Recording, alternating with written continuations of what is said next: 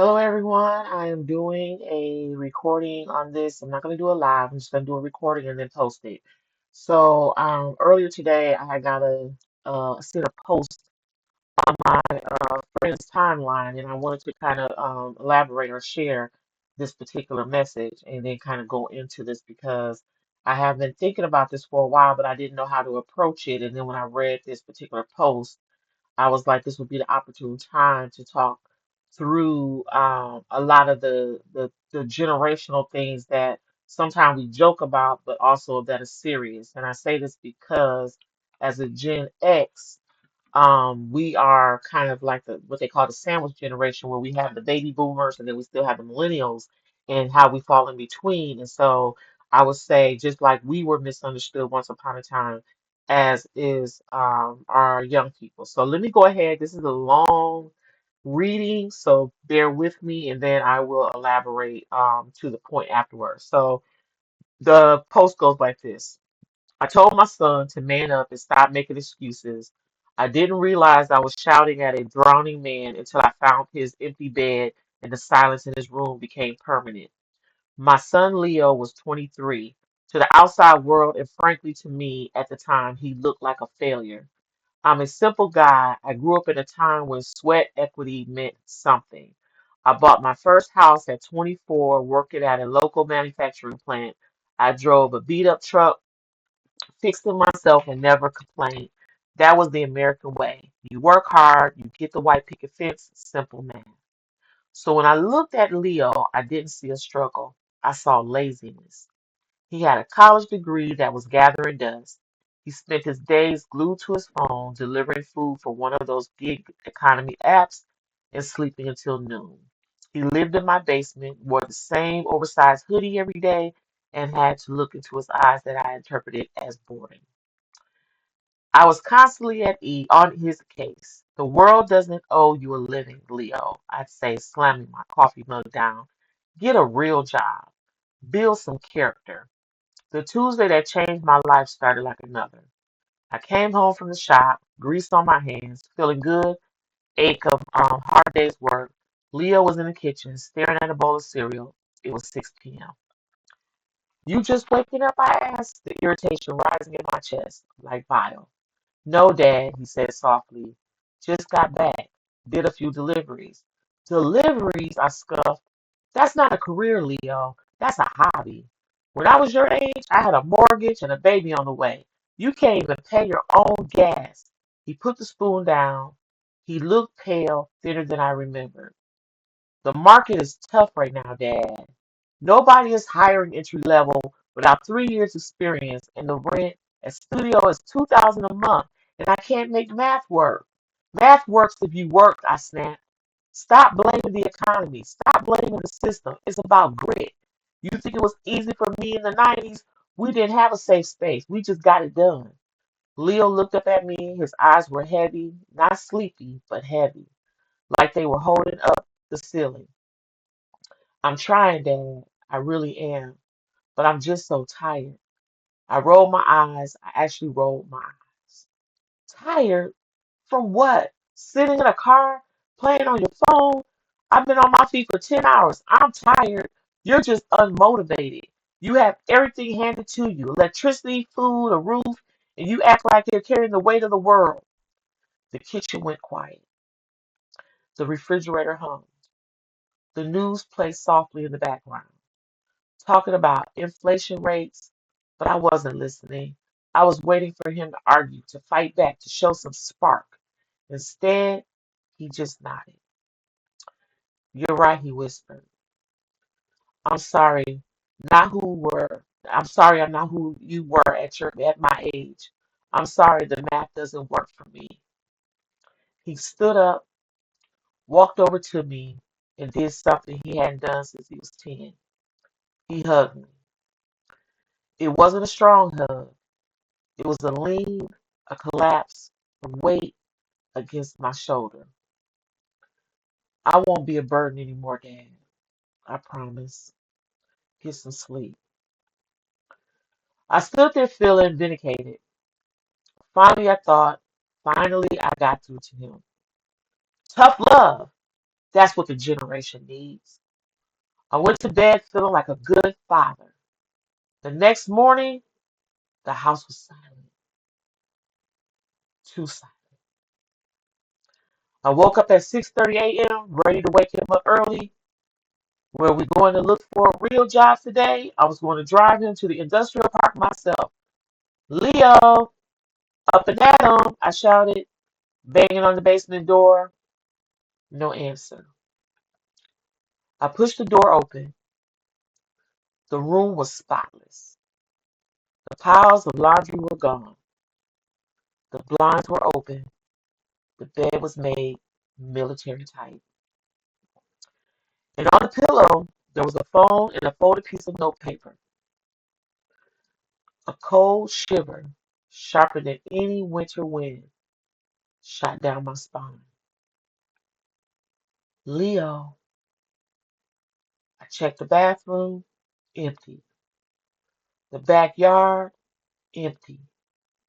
The garage, my old pickup truck was gone. I ran back to the room, grabbed the note. My hands were shaking so hard I almost ripped the paper. Dad, I know you think I'm lazy. I know you think I'm weak. I wanted to be the man you are. I really did. But the mountain you climbed doesn't have a path anymore. I've applied to 400 jobs this year. I didn't tell you because I was ashamed. I drove for that delivery app for 14 hours a day just to pay the interest on my student loans, not even touching the principal. You told me to save. I tried. But when rent is double what you paid and wages are half of what they should be, saving feels like trying to fill a bucket with a hole in the bottom. I stopped taking my medication 3 weeks ago because my insurance cut out and I didn't want to ask you for the money again.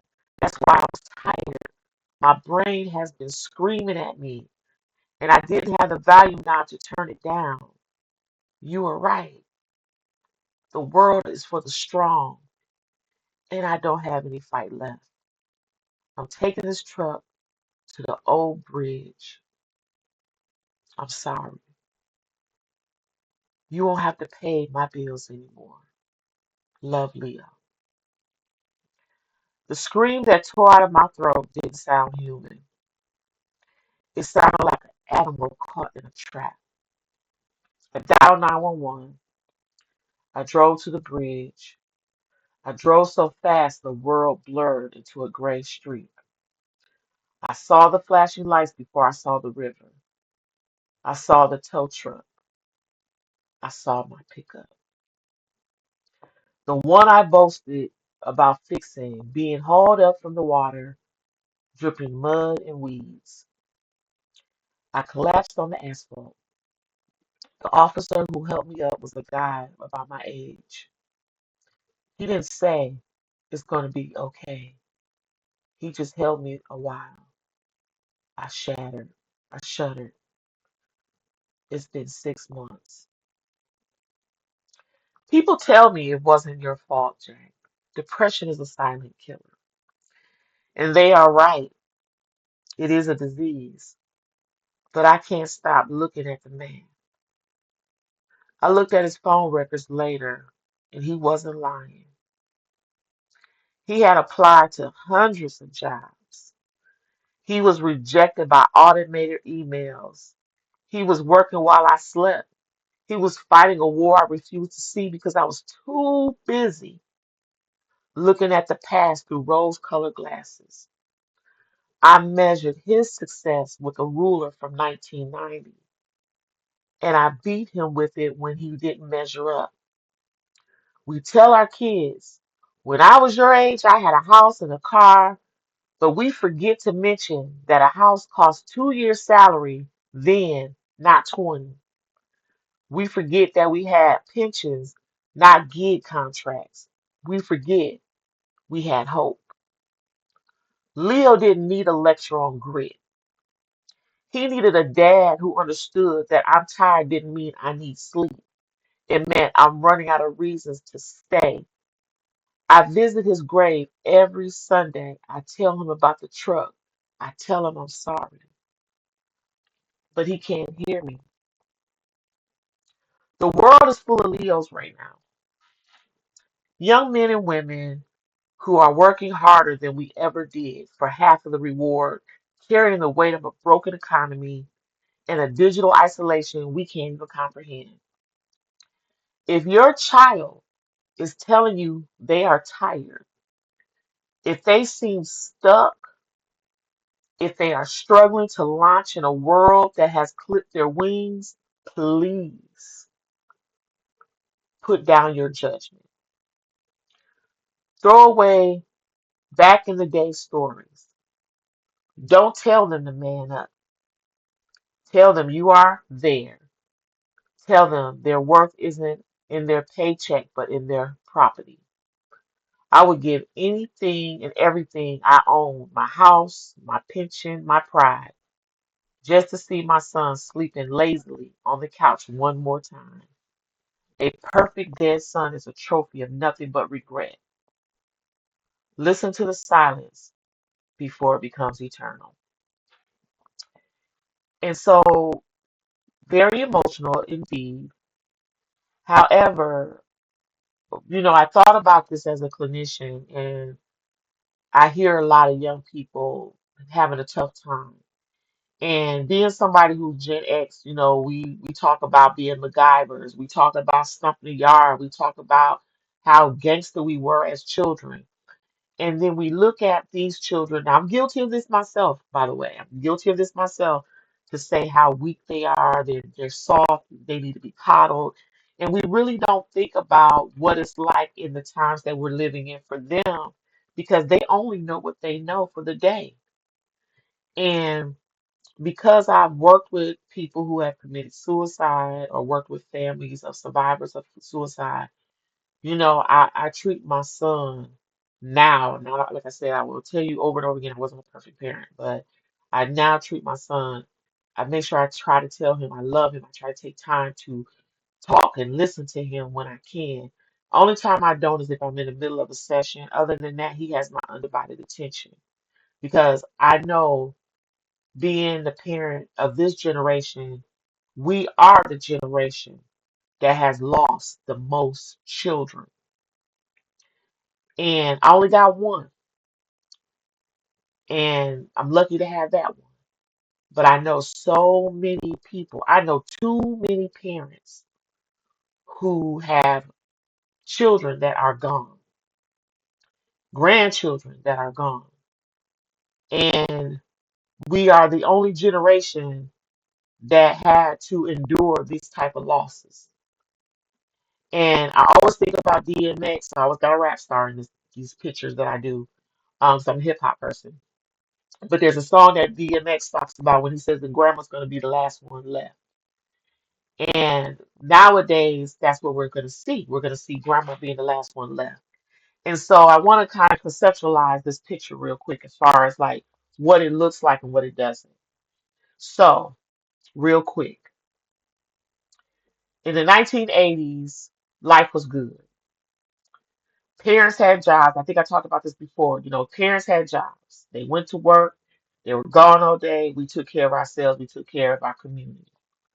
By the 90s, A.O. Smith closed down, and that caused a ripple effect for other companies closed down. So by the time my generation was graduating high school, class of 88, that ended up being class of 90, that's another story for another time.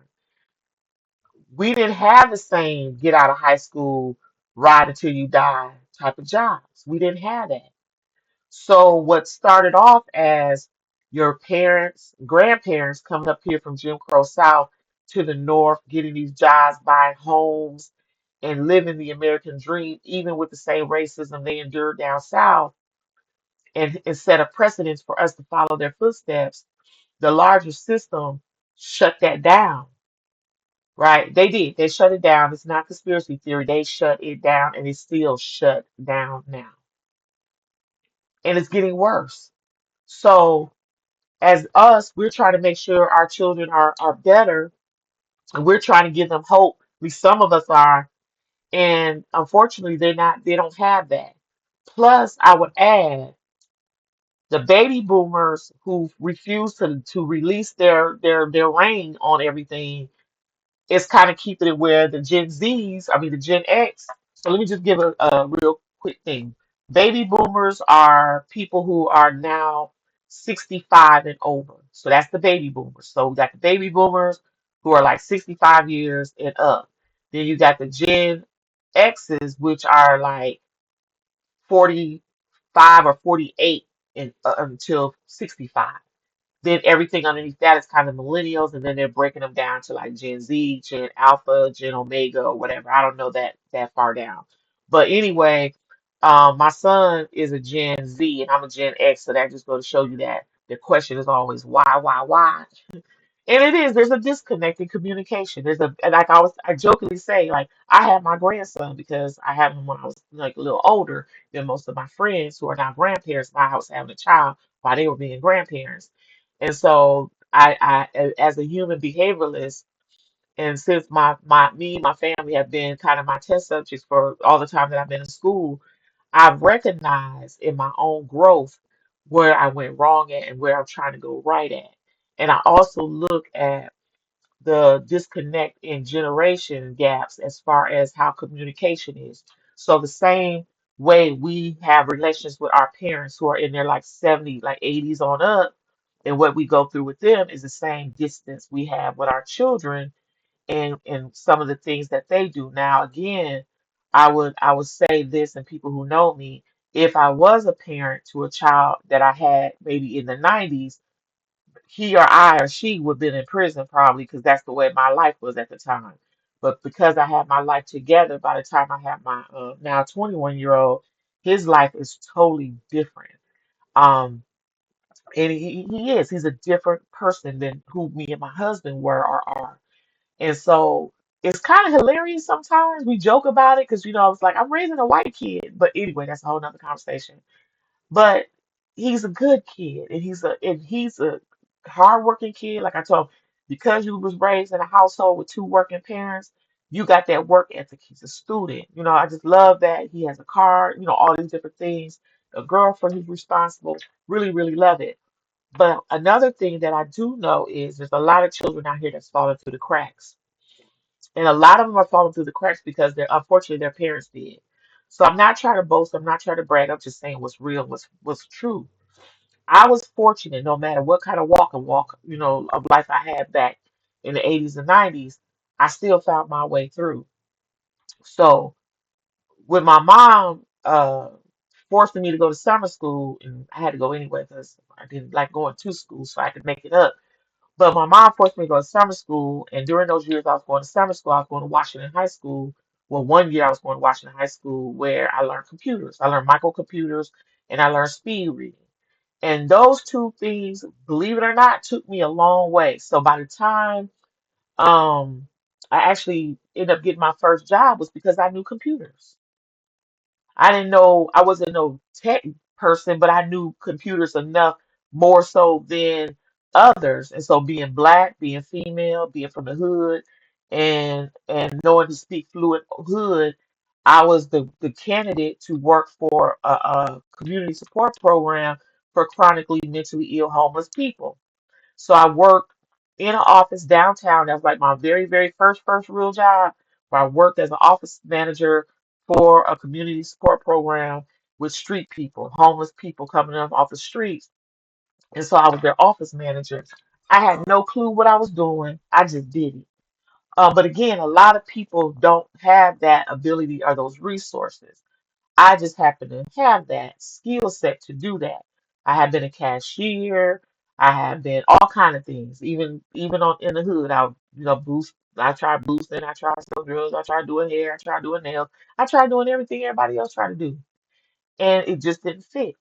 Then when I became office manager and I got into human services, that became my fit, and I've been doing it ever since for the last 30 years.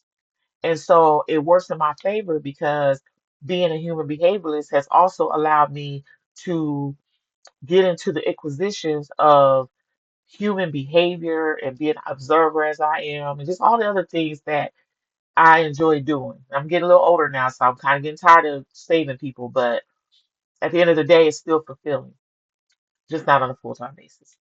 And so I'm also a lifetime student. And so with that being said, one of the things that I have been looking into is generational differences.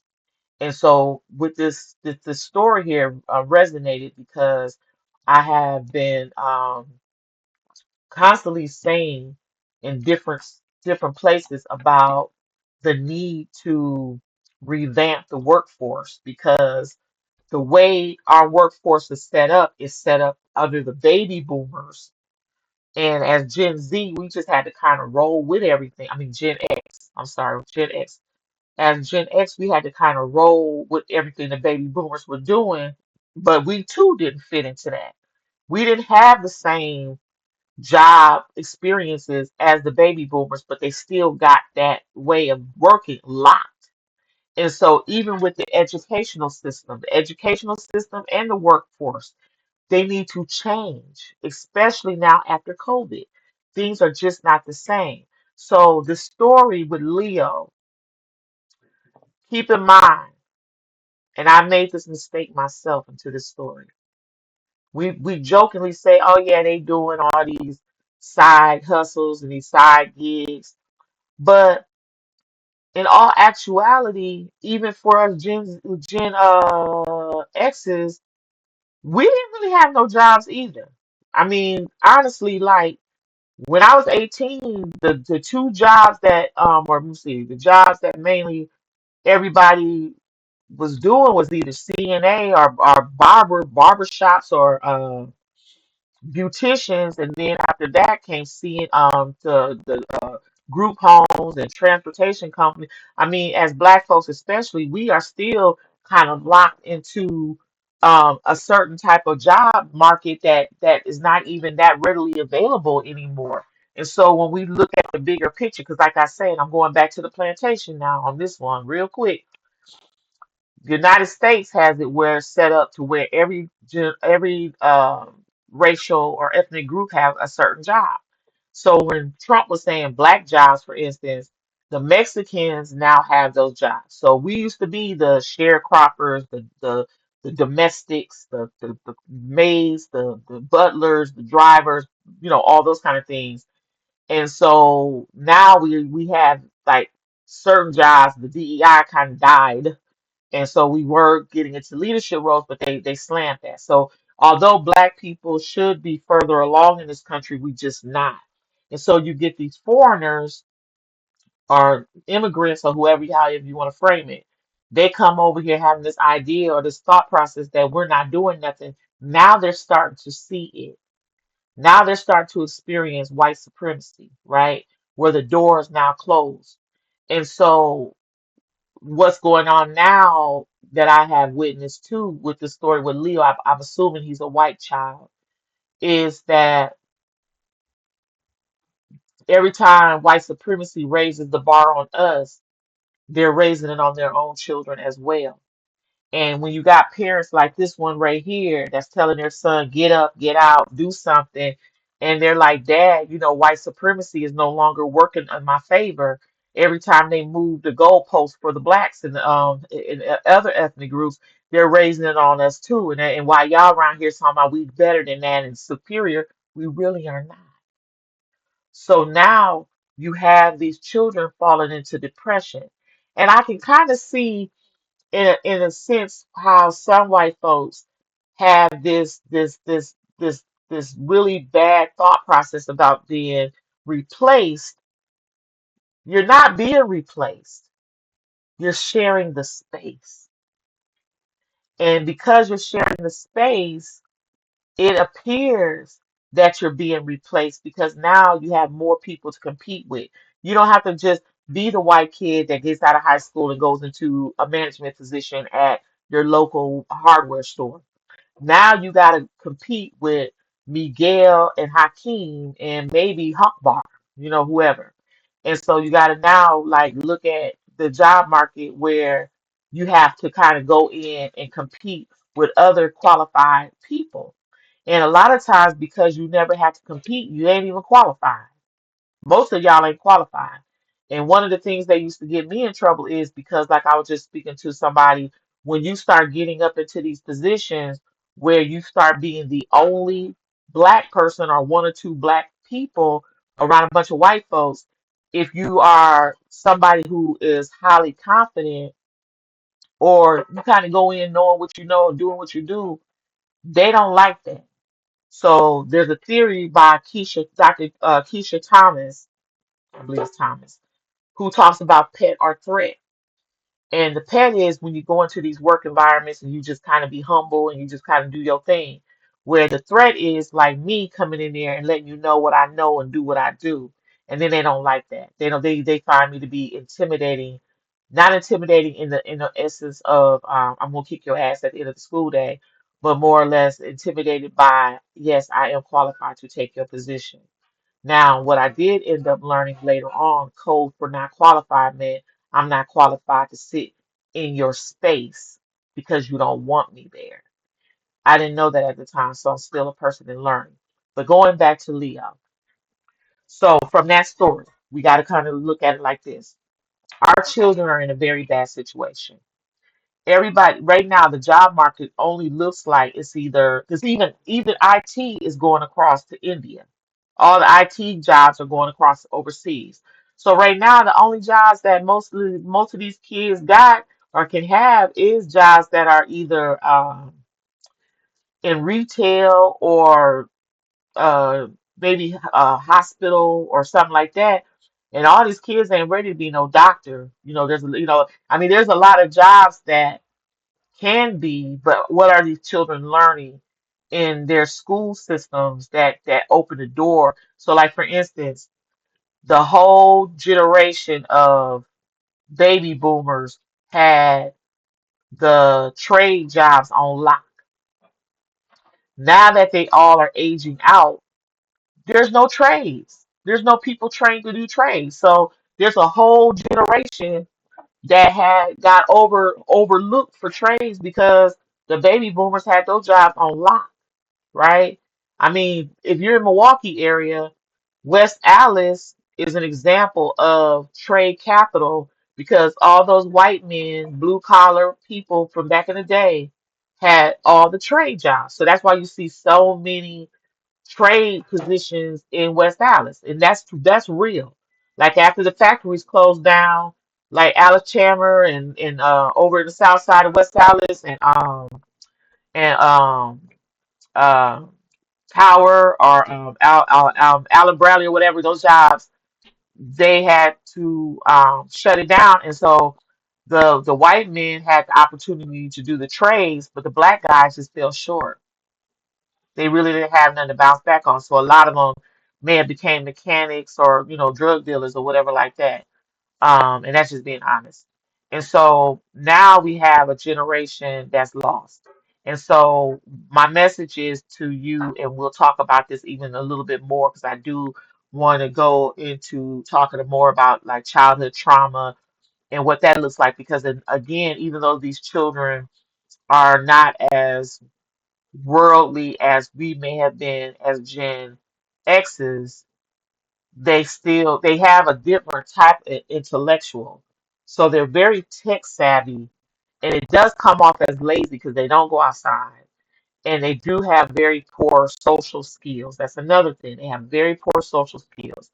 They're good with their Twitter fingers, but they're not good at learning how to communicate. And I want to tell you, parents, start talking to your kids. Take the time, have conversations with them, literally. Don't talk to them, listen to them. Give them a chance to speak. Find out what's on their mind. Put them phones down. Don't tell your kids to put the phone down. Y'all put them phones down too. Stop bringing all them boo-boos to your home. Stop it.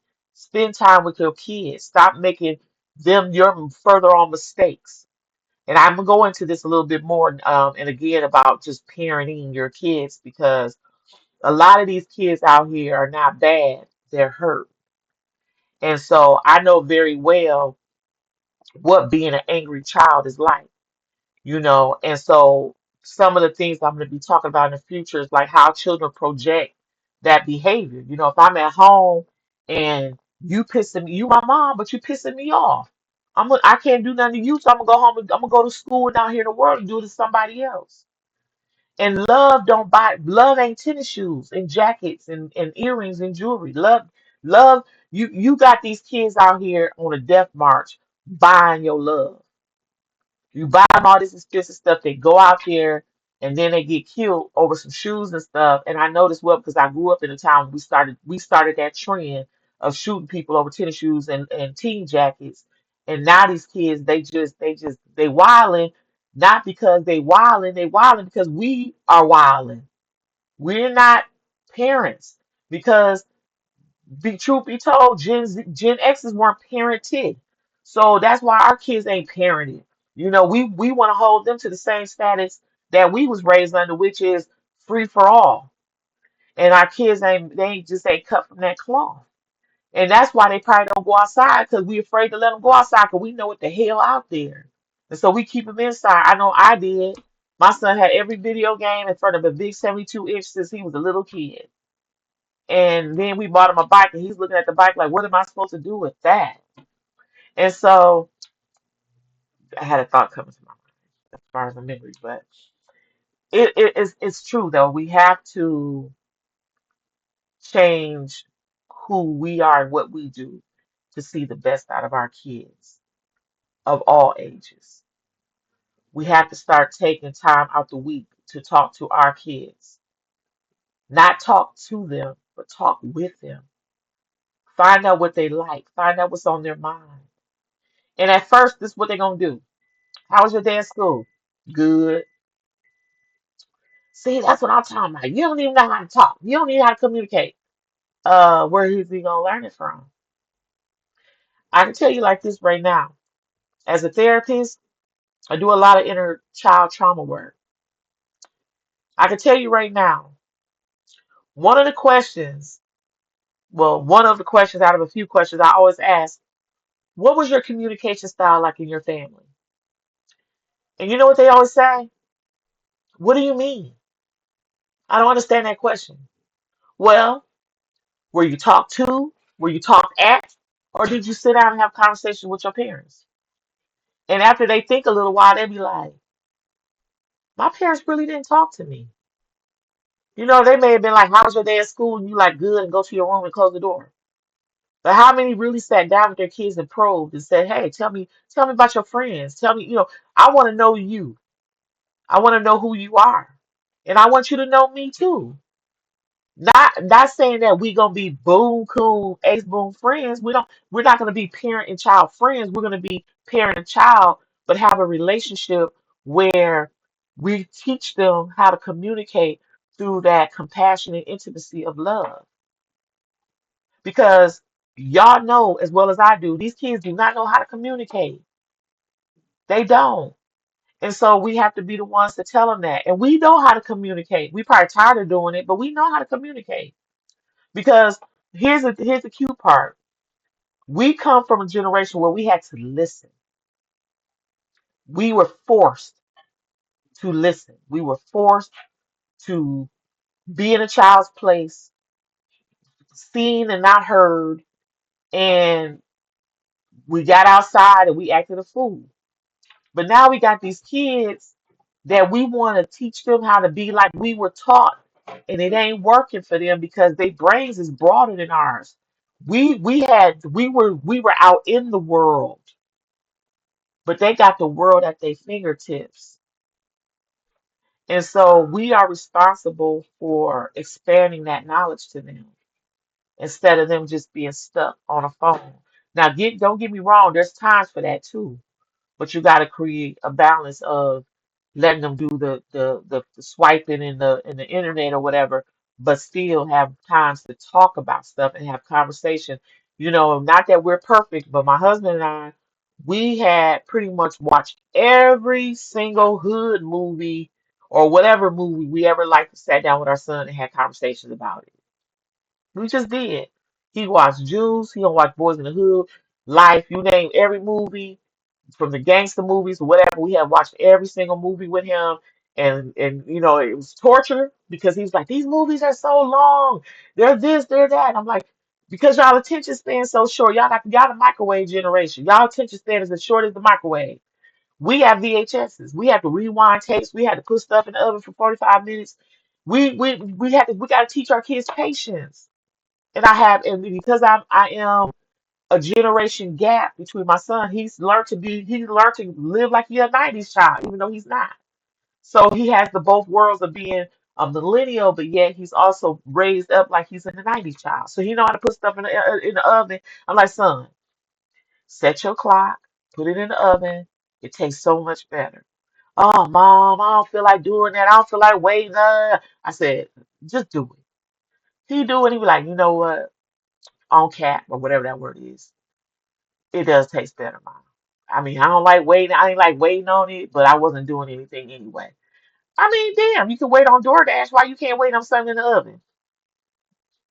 But anyway, like I always do, I went off course, of course.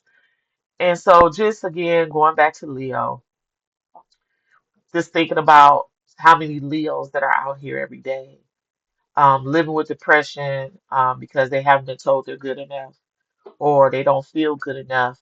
Another thing I recognize in younger people, they're very anxious because they feel like they're instant gratifiers. So they look for instant gratification because they live in a generation of instant gratification.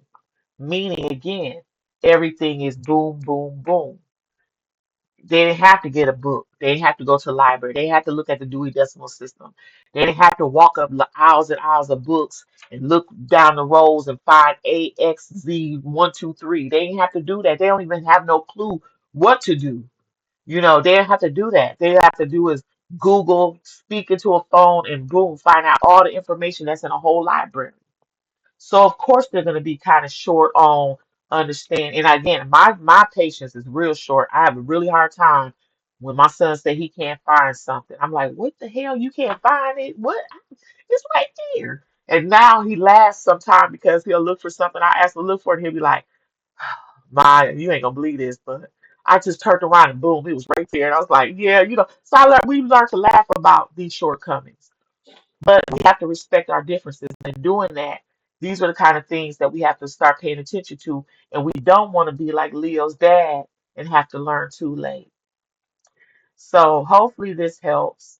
Um, Sorry I didn't really do it as a live. I don't even know how to really do a live yet as far as like interacting with the audience and stuff. So I just felt like doing this kind of off the just getting it in just to get it in, and then follow up with everybody who makes comments about this, and then maybe at some point somebody can help me out with maybe having a further discussion on this topic and just kind of talking about what's parenting like in the future, because our kids need us and we need them. And so we have to start learning how to take care of each other because, as the world is a big, small place. And hopefully you understand what I mean by that. The things that's going on right now is a lot. Again, going back to the bar, we have a lot of children who are feeling like failures and they feel alone and embarrassed by this failure ideology. And when you got somebody like Leo's dad who's afraid to talk to him because his dad is quick to attack him, he and then his dad found out, like, damn, my son was looking for 400 jobs. And that's another thing, like getting these emails of, we found better candidates and all that kind of stuff. That can hurt your soul, especially when you try real hard. I mean, I don't know about y'all, but I've had a few emails that talk about they found better candidates, and I'm like, y'all lying. I know y'all didn't find no better candidate than me, but that's what they said, and that's what I had to roll with. And so it can be very frustrating looking for work. And then like I just thought about this myself, like I'm over 55 now, which is like, huh, I can't believe it still. I'm still having a hard time. Oh yeah, by the way, thank you guys for the birthday shout outs and thank you for the birthday shout outs for my son, Capricorn for life. But yeah, I just, like being older, trying to find a job is like what? Because if they can't find a job at a younger age, I know I can't find no job, and I don't even want to work like that. They don't want to work like that either, and I don't want to work like that. Nobody want to work like that because the way people are getting paid and the way the jobs are nowadays, you might as well date a serial killer because these jobs is killing you. They're horrible. They offer nothing, and a lot of it has to do with white supremacy. And I don't want to go back down that again, but honestly, it do because when the competition wasn't there, white men go to work, earn a lot of money, come home to their wives at home, and they had it. But then when they had to start sharing these resources in these spaces, nobody got nothing anymore. So all that pension stuff went out the window. You know, the job, they didn't have nobody who could work these cheap jobs, so they sent all their jobs over to China where the Chinese was making Nikes for 15 cents a shoe, and over here making $200 for that same shoe, which they ain't even making Nikes in real leather anymore, which is ridiculous. But and then going into like the economic part of it, and again I'm deviating off course again. Forgive me. And then China, they messed themselves up by having that one child rule for like 2 generations. So now their citizenship situation is messed up over there. But America helped get them rich. So now we got a president who's trying to rob everybody, gank everybody out of their countries because white supremacy. I don't want to say white men because then people be like, white men, all white men, but y'all is the ones that did it. So stop it. Take ownership, accountability now. Stop crying about it. Y'all did it, own it. Gave all them jobs away. Now nobody got a job over here. All the manufacturing companies. One girl was telling me she was gonna quit her full-time job to go work for a temp. But that's how desperate she was. A temp is just what it is. And you're never gonna get hired because it's set up not to. You know what I'm saying? So again, we don't have nothing. And then Trump was saying, I'm gonna bring all the manufacturing jobs back and all this kind of stuff. But now you up here robbing countries. If that ain't the most gangster stuff I ever seen, I'm not approving of it. I'm just saying. So we got a lot of Joes out here. We got a lot of Leos out here. We got a lot of Mikes out here. We got a lot of young people out here that need us. They need the love. They need the support. They need to understand what work is. Instant gratification is a word I want you to take away for today because a lot of these young kids have very exquisite taste and they have unrealistic goals as well. They really need to learn how to find jobs because a lot of them want to start working at $50,000 a year, and some of you parents ain't even earning that much or haven't earned that much.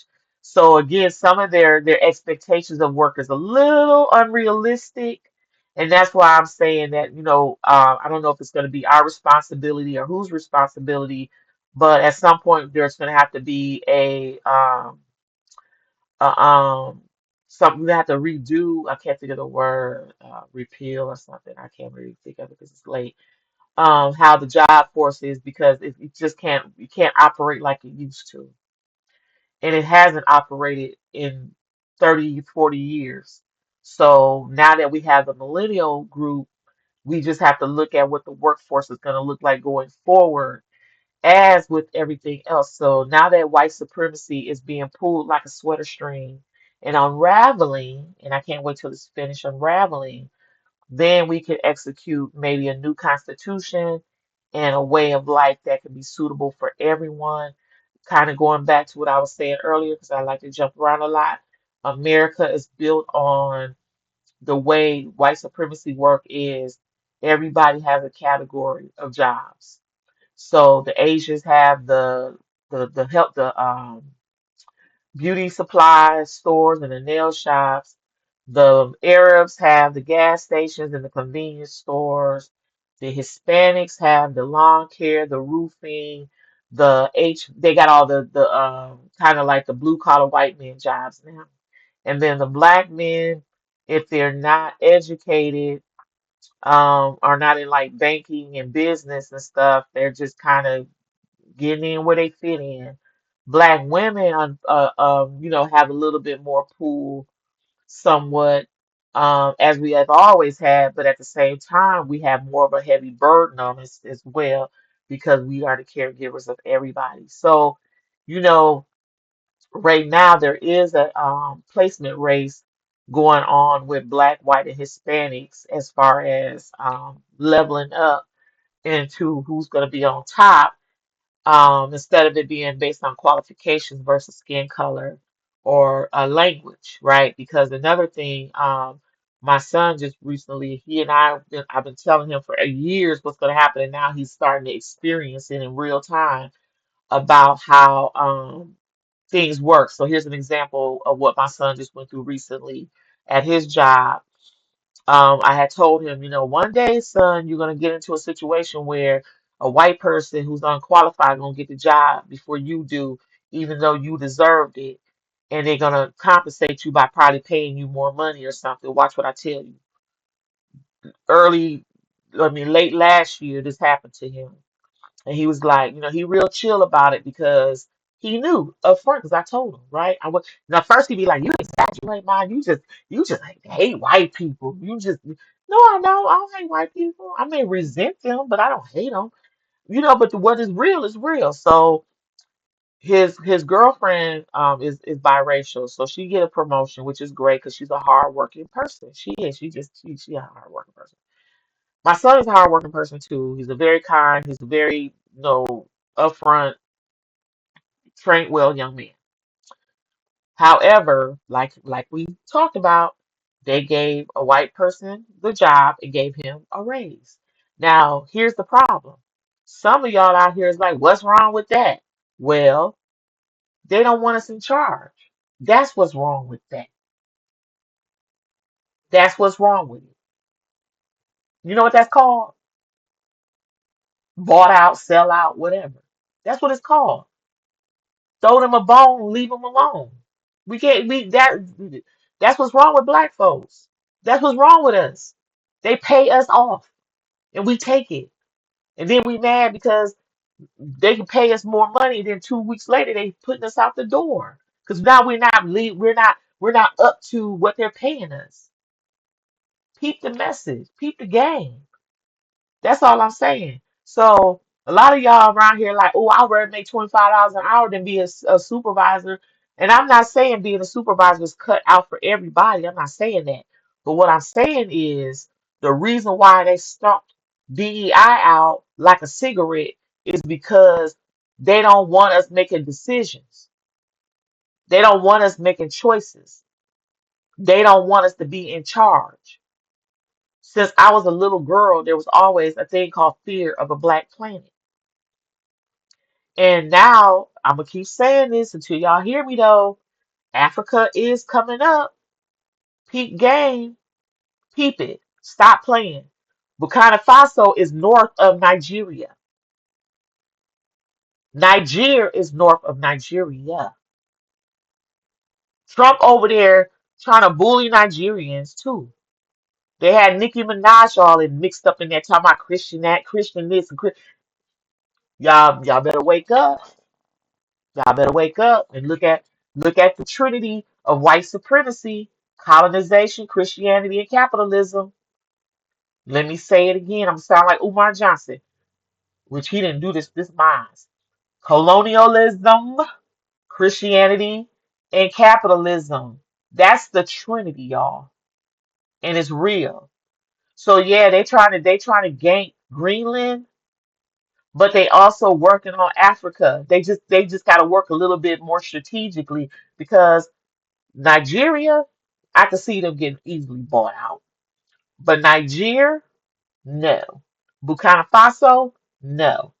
And I think I can't remember the other one, but there's three African countries right now. They ain't trying to be. They're not selling out no more.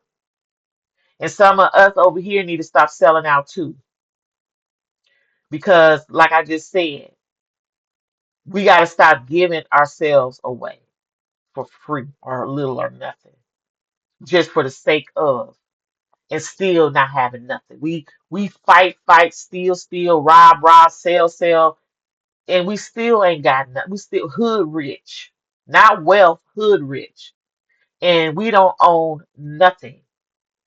We claim blocks, but we don't own them. We die on blocks, though our streets ain't named after us. We gotta wake up, y'all. So I know I started with Leo, but it all ties together. So you pick out what you like, and then I'll be back with some more in about a month or two. Not just playing. Bye.